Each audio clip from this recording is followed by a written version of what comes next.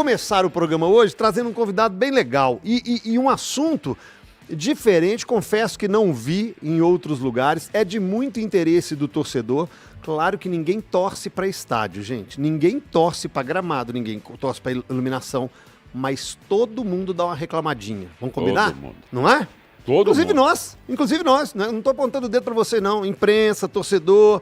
Ah, e esse estádio, a iluminação é ruim. Ah, esse estádio, que gramado. Ah, a estrutura. Ah, o VAR tem uma posição de câmera ruim. Mas aí, a Federação Mineira teve uma ideia muito legal e vem melhorando. A Federação Mineira, que por vezes é criticada, tem acertado também. Sim. Quando tem acertado, merece elogios aqui. Foi lá, buscou no América o Elber Gurgel, que é gerente de estádio da Federação. Começou um trabalho nesse ano, já dá... Aliás, ele vai explicar. Primeiro, Gurgel, prazer receber você aqui. Conhecia você do Independência já de longa data, de uma história. Primeira coisa, a gente te conhece, mas às vezes o torcedor não sabe quem é o Gurgel, que começou lá em 2011. E que existem essas pessoas que vivem no anonimato do futebol, mas que são imprescindíveis, ainda mais com a competência, a qualidade do trabalho desse homem. Tudo bem? Prazer. Tudo bem, boa noite. Muito obrigado pelo elogio. É um prazer estar aqui e tomara que seja um bate-papo franco, aberto e que seja bom para todos. Vai ser. Você começa em 2011 trabalhando em estádios assim pro América. Como é que é? Explica um pouquinho. Eu estava longe, eu estava em Ubá, trabalhando em Ubá numa empresa de resíduos e surgiu a oportunidade. Meu nome foi lançado para os 3 clubes, mais a Federação Mineira de Futebol. Me fizeram a proposta, eu retornei para Belo Horizonte e em abril eu entrei por uma porta e a empreiteira saiu por outra. Assim, o fato mais interessante desse primeiro dia é que a única coisa que eu encontrei foi um baú com milhares de chaves lá dentro, nenhuma delas tinha a etiqueta. Então a gente não sabia como abrir, como fechar, e nós ficamos ali 15 dias com o estádio ligado e eu lá dentro para poder começar a entender como as coisas iriam funcionar. Esse foi o meu primeiro dia de trabalho. E aí o Independência se transformou numa arena muito legal, muito bem cuidada, elogiada por treinadores, por jogadores, principalmente falando de gramado. Você fica até ano passado, ou até o final do ano passado, não é isso? No Independência? Até 31 de dezembro foi o meu último dia como gestor do Independência. E como é que surge a ideia da federação te buscar? Por quê? Pra quê?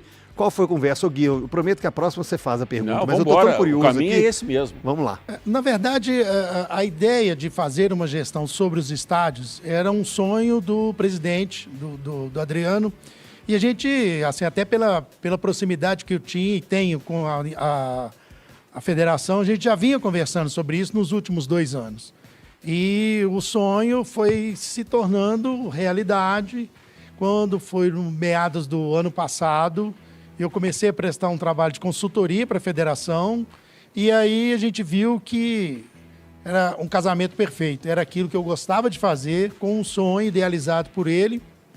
E aí veio o convite definitivo, eu comuniquei ao América, a minha decisão, o América também apostou e aí dia 31 de dezembro eu deixei definitivamente o Independência e passei a cuidar dos estádios. Mas há 6 meses atrás eu já estava fazendo as vistorias, já estava viajando, conhecendo pelo menos os estádios da primeira divisão desse ano. A gente já tinha feito uma visita bem importante. Gurgel, e como é que foi para você se despedir do América, depois de tantos anos se dedicando ao estádio, ao clube, e para fazer esse desligamento? Foi sofrido ou foi com a sensação do dever cumprido? Foi sofrido.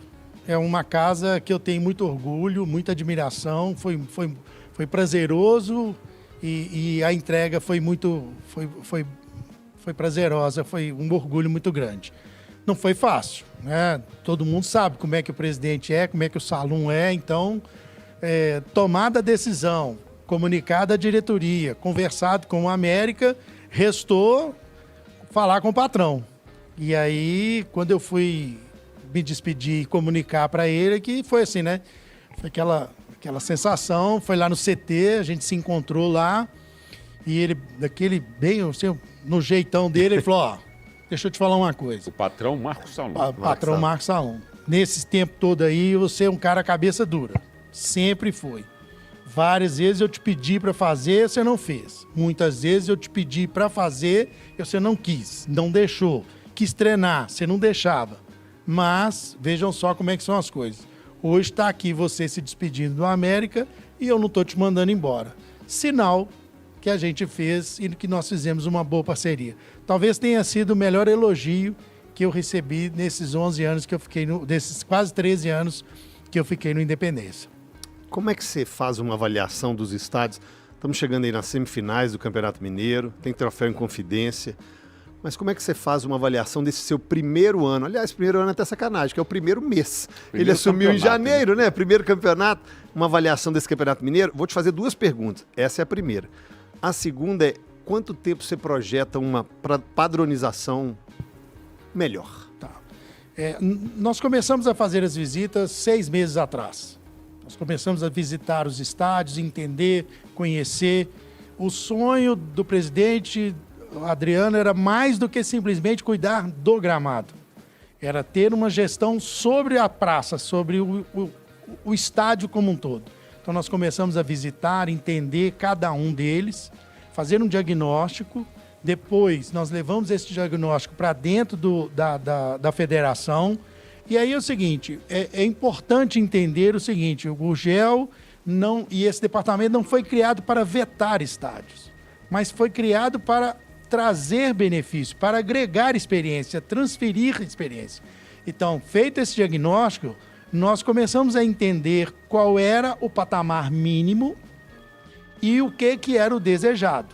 O que nós poderíamos levar para o arbitral, né, que não fosse uma exigência tão estapafúrdia que o estádio não pudesse cumprir, porque nós sabemos como são as casas do interior, como é que é difícil para o interior manter um estádio, né? Então nós criamos uma padronização mínima, que foi o caderno de encargos, que nós levamos para o arbitral. Ele foi bem aceito, isso foi muito interessante, porque ali naquele momento a gente estava apresentando, os presidentes e os responsáveis se interessaram e viram que era possível cumprir. E a gente espera que em 2 anos a gente consiga trazer uma padronização que seja ainda mais visível, mais do que visibilidade, que ela traga conforto, que ela traga segurança para o atleta, para o torcedor, para as autoridades, para aqueles que frequentam o estádio que precisam dele. Então, vamos dizer aqui que Campeonato Mineiro de 2027 seria um prazo. Isso. Legal. Esse é o que nós pretendemos chegar com a estrutura no topo.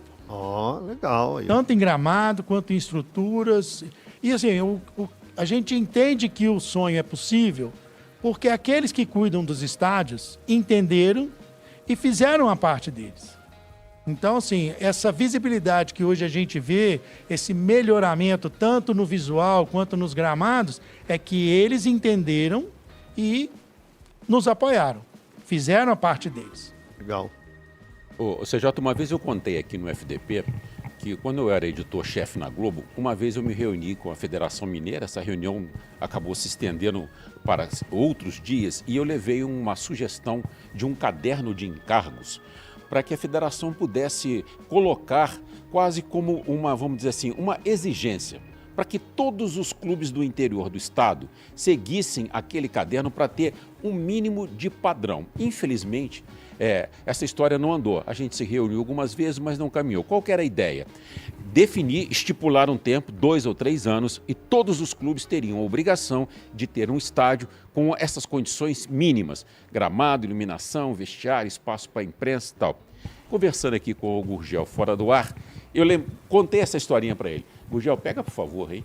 E aí ele foi e me mostrou, para minha maior felicidade, ele me mostrou. Está aqui, ó. Está aqui o nosso caderno de encargos. Então, para quem está nas nossas plataformas de vídeo, vira para qual câmera? Que aqui, ó, de frente. Aqui, mostra aquela essa aí, essa mesmo. Essa está ótimo. Então, esse é um caderno de encargos e lá dentro tem uma série de diretrizes que os estádios precisam seguir para se adaptar às exigências que a federação está estipulando. Ou seja, aquele sonho seu lá atrás era esse? É esse e está se realizando. Eu fico extremamente feliz. Agora eu queria, assim, para que as pessoas entendessem. Gente, não é fácil, tá? Principalmente para os clubes do interior. morei em Governador Valadares, trabalhava, por exemplo, no Estádio da Pantera, no Mamu de Abas, via dificuldade, morei em Varginha, acompanhava lá no Melão, também é muito difícil. Gurgel, para as pessoas em casa terem uma noção, o Independência fechado, sem um único jogo, custa quanto por mês ao América, só a manutenção? Esse é um número, eu não sei se eu posso falar pelo América, né? Aproximado, não precisa falar um número. Aproximadamente 400 mil por mês. Fechado, sem realizar, viu? Meu salário não era o maior lá não, hein? Não, olha o custo de um estádio de futebol. Por que eu estou falando isso? Uma vez eu vi uma reportagem do Engenhão fechado, uma época que o Engenhão estava sem jogos, e lá atrás ele custava, CJ, 100 mil reais sem você abrir o cadeado. Só com manutenção de irrigação do campo, colaboradores, o mínimo de iluminação, os funcionários. Olha como o estádio é um caro, custo caro para quem tem um preciso, equipamento desse. É preciso entender que esse custo é de manutenção do equipamento. Isso aí. Ainda há o custo efetivo da operação de jogo. Sim. Que é brigadista, segurança, limpeza e as outras exigências que acontecem. Então, realmente o futebol se tornou uma atividade dispendiosa para os clubes e a gente entende isso.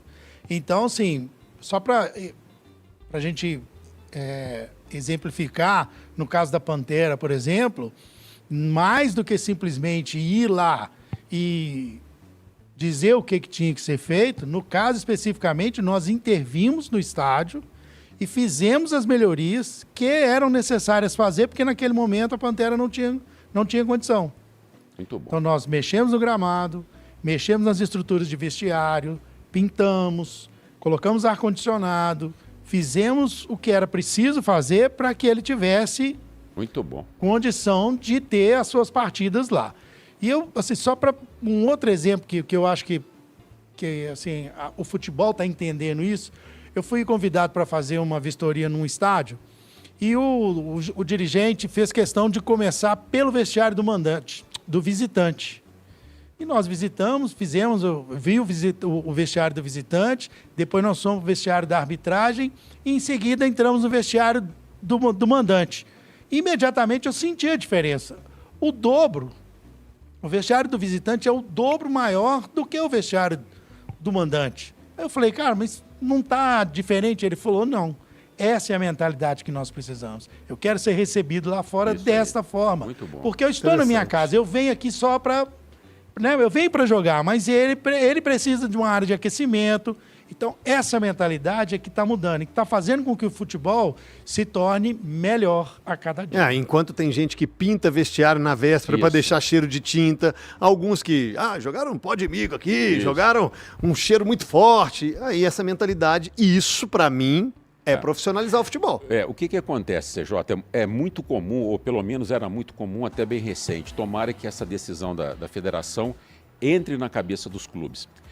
Às vezes você joga no estádio e o visitante, ele fica tão mal acomodado que quando ele recebe o time de volta na sua própria casa, ele quer meio que retaliar. Fazer a mesma coisa. Não é?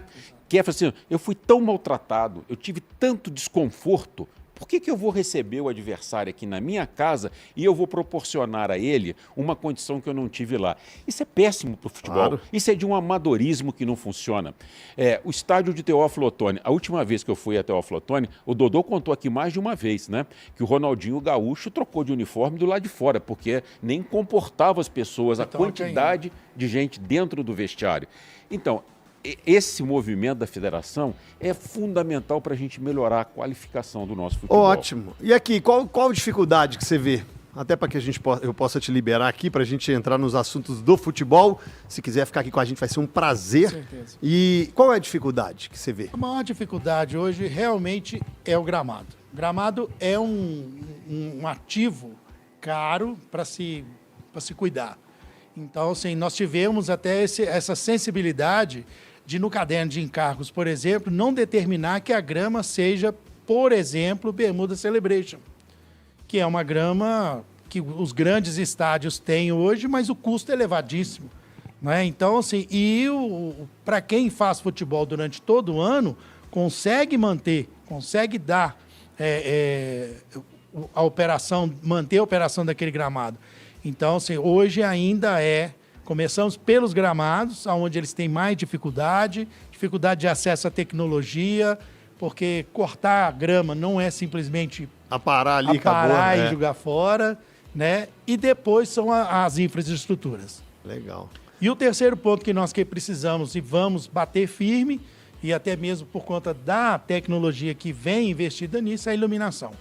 Hoje existe um mínimo necessário e todos os estádios estão investindo na iluminação de LED para cumprir isso. Gurgel, eu queria saber a questão do VAR. O que acontece no VAR? As câmeras de impedimento, elas precisam ficar posicionadas numa condição que depois você consiga fazer a avaliação das linhas.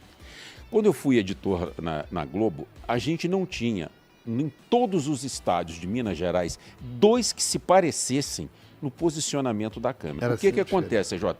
Tem câmera do impedimento que fica ao lado da grande área, tá? Você olhando o campo assim de perfil.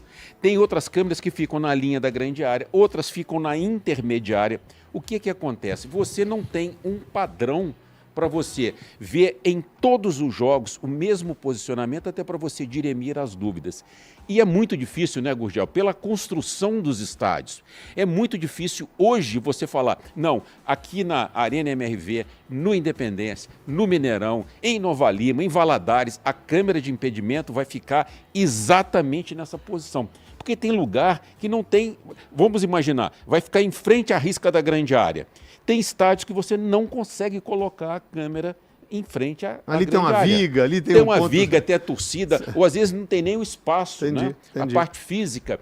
E é muito complicado. Você colocar a câmera de impedimento em Nova Lima, você poderia colocar lá do outro lado da rua, sabe, né, que tem aquele muro onde ficam os bancos e tal, mas é uma operação extremamente... Então, esses são os desafios, né? É muito fácil a gente estar aqui, às vezes, e apontar, criticar, né? Mas quem enfrenta a operação lá fora, né, Gurgel, sabe da dificuldade. Nesse quesito especificamente, hoje há uma exigência, todos os campos, eles têm a mesma medida, mesmo padrão, há um topógrafo que faz essas medidas com antecedência, os campos são pintados, o VAR chega um dia antes, faz uma tomada aérea para ele pegar essas medidas e as câmeras, 90% delas hoje já estão definidas e bem posicionadas em todos os estádios. Muito bom. E o estádio do Tombense? Tá. Nós estamos falando de um semifinalista. Como é que o gerente, o gestor de estádios enxerga o estádio do Tombense? Acanhado, merecia ser melhor? Aí uma opinião sua mesmo e sua visão, Na verdade, capacidade. É um dos melhores estádios que nós temos. A infraestrutura dele é sensacional. O campo dele é um dos melhores. Bate de frente com o meu xodó, que é o Independência. Bate de frente. O Lani é absolutamente rigoroso com o estádio dele lá. Eu acho que mais é questão mesmo de capacidade, logística. Eu não estou muito bem a par, não, mas o estádio não tem nenhum senão, nada que possa colocar, né? que faça com que o jogo seja retirado de lá por impedimento técnico, alguma coisa nesse sentido. Legal. Ô, Gurgel, eu queria te agradecer as portas e o microfone da 98 sempre aberto para você, que é um papo legal. O torcedor desconhece. Muitos criticam sem conhecer. E é legal a gente trazer isso aqui até para conhecimento nosso também. Eu agradeço, uma boa oportunidade, muito obrigado mesmo e espero desempenhar um trabalho que traga visibilidade para o futebol, consiga agregar. Esse é o ponto, é isso que nós pretendemos. Bom dia.